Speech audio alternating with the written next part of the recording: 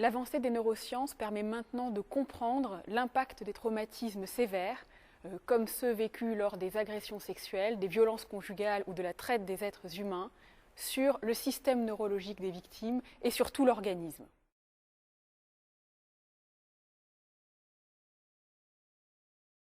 Alors, que se passe-t-il à la phase aiguë de l'agression ? En effet, de l'extérieur, on peut parfois avoir l'impression que le comportement de la victime est tout à fait inadapté au moment même de l'agression. Par exemple, la victime ne va pas forcément se défendre ou ne va pas forcément prendre la fuite. Qu'est-ce qui permet d'expliquer ce trouble comportemental ? Dans une situation non stressante, l'avant du cerveau, le lobe frontal, va nous permettre d'analyser finement le contexte émotionnel et de prendre la bonne décision. En contexte de stress aigu, donc en contexte d'agression, le lobe frontal va se déconnecter, va se mettre hors circuit, c'est ce que les psychiatres pourront appeler la dissociation, et le lobe frontal ne sera plus capable de prendre une bonne décision.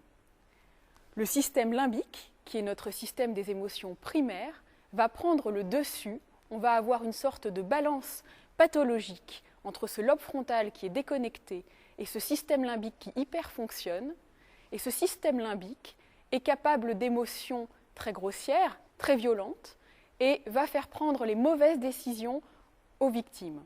Les victimes vont être comme sidérées et ne pourront pas fuir, ne pourront pas se défendre.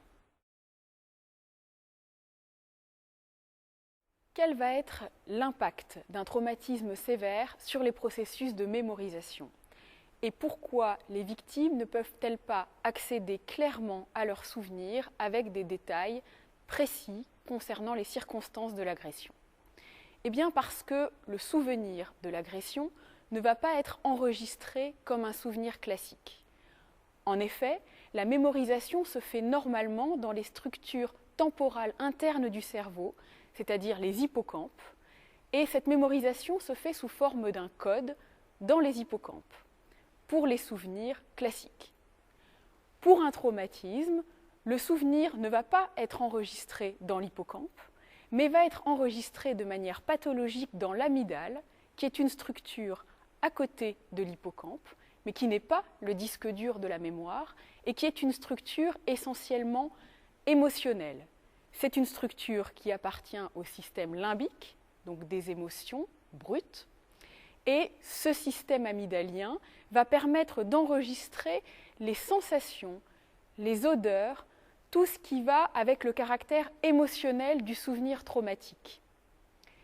On n'aura donc absolument aucun accès à des paramètres très précis, comme des paramètres de temps et d'espace, contrairement à des souvenirs classiques. Deux conséquences de cette mémorisation pathologique. Premièrement, le sujet ne pourra pas mobiliser lui-même ses souvenirs, puisqu'ils ne sont pas enregistrés dans le disque dur de la mémoire. Et deuxièmement, les souvenirs vont intervenir sous forme de flashs incontrôlables, et ces flashs qui viennent de l'amygdale vont se déclencher quand la victime sera à nouveau confrontée à un environnement qui pourra lui rappeler l'agression. Il peut s'agir de couleurs, il peut s'agir d'odeurs ou de n'importe quel stimulus de l'environnement qui ressemble au moment de l'agression. Alors, les conséquences de ces flashs seront des conséquences physiques, puisque au moment du souvenir amygdalien, vous avez toutes les manifestations physiques de la peur qui réapparaissent chez la victime, c'est-à-dire des palpitations, des frissons, tout ce qui va avec le traumatisme. Donc le sujet ne pourra pas lui-même mobiliser ses souvenirs et il sera envahi de ces flashs incontrôlables avec des sensations corporelles anormales. C'est ce qui explique le fait que les victimes ne puissent pas mobiliser clairement leurs souvenirs et ne puissent pas expliquer ce qui s'est passé avec des précisions normales. Deuxièmement, un stress aigu a des conséquences très sévères sur les processus de mémorisation à long terme. En effet, au moment d'un traumatisme aigu, l'axe du stress va se suractiver. Cet axe du stress est basé sur la sécrétion de transmetteurs biologiques la noradrénaline et le cortisol, qui sont des transmetteurs qui nous permettent par exemple de fuir s'il y a un danger. Le problème est que cet axe de la peur va être suractivé et de manière prolongée. Et ces transmetteurs biologiques vont devenir toxiques, notamment le cortisol. Ce cortisol va aller se fixer de manière toxique et pathologique sur l'hippocampe, qui est le disque dur de la mémoire. Ceci va avoir deux conséquences. L'hippocampe ne va pas bien fonctionner et ne va plus être capable de mémoriser normalement un souvenir, même pour le quotidien. Et il y aura même une atrophie, c'est-à-dire une perte de volume de l'hippocampe qui va s'installer avec le temps. Donc on voit que cette hyperactivation du stress, qui fait suite à un traumatisme très sévère dans le cadre d'une agression, va avoir une conséquence à la fois fonctionnelle et également anatomique sur le système central de mémoire. Ceci aura pour conséquence de fragiliser les processus de mémorisation, même pour les actes de la vie quotidienne.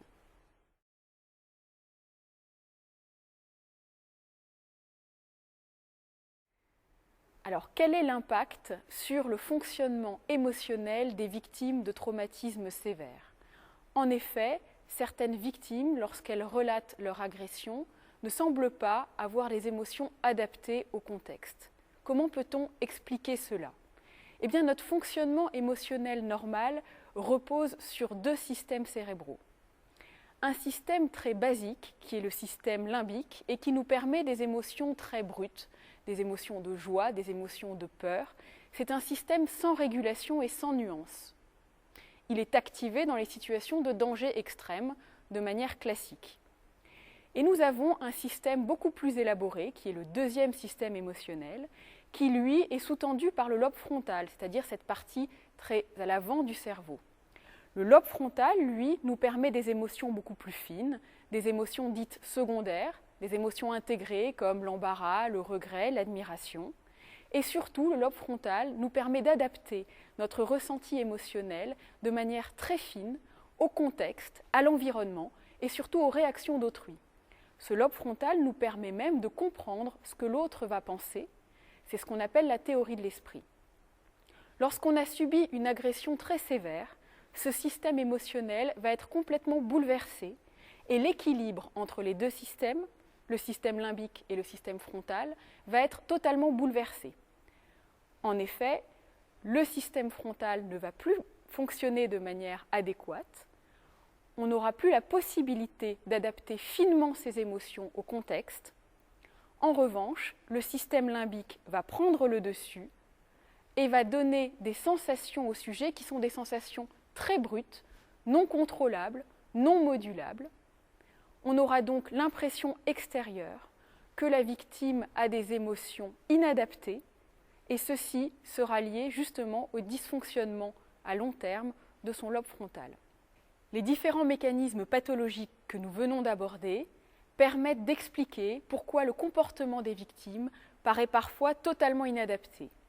Déjà totalement inadapté en termes de mémorisation, puisque la victime n'est pas capable d'expliquer son souvenir de manière précise, et également pourquoi son comportement émotionnel n'est pas du tout adapté.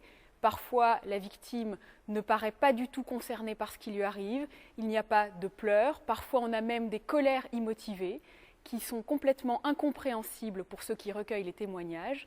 Eh bien, tout ceci est lié à cette balance pathologique qui se fait sur le système des émotions et sur le système de mémoire.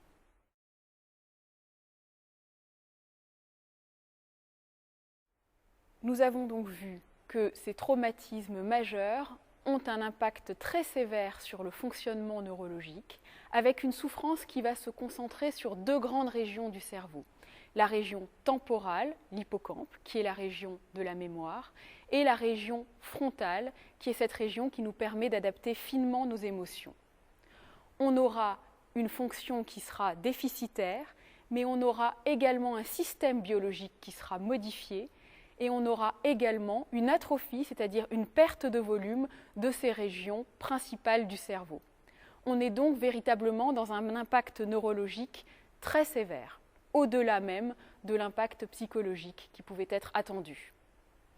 Au-delà de cet impact neurologique, on sait maintenant qu'on a un impact sur tout l'organisme, notamment l'implication de l'axe du stress qui est suractivé par le biais du cortisol va avoir des conséquences sur le système cardiologique, par exemple de l'hypertension, par exemple des infarctus de stress, mais également va avoir des conséquences sur le système endocrinologique avec la possibilité de développer un diabète, et même des conséquences sur le système immunologique avec une modification des défenses immunitaires et la possibilité de développer même des pathologies hématologiques à long terme. Alors l'impact, on l'a vu, est donc très global et va bien au-delà de cet impact neurologique et psychiatrique chez les victimes. Il y a cependant une vraie note d'espoir, puisque les données des neurosciences nous permettent maintenant de penser qu'il y a une récupération possible et sur le plan psychologique, mais également sur le plan neurologique, et notamment au niveau des deux grandes régions neurologiques qui semblent souffrir. Cette note d'espoir réelle justifie la prise en charge globale et précoce des victimes des violences conjugales, des victimes des agressions sexuelles et des victimes de la traite des humains.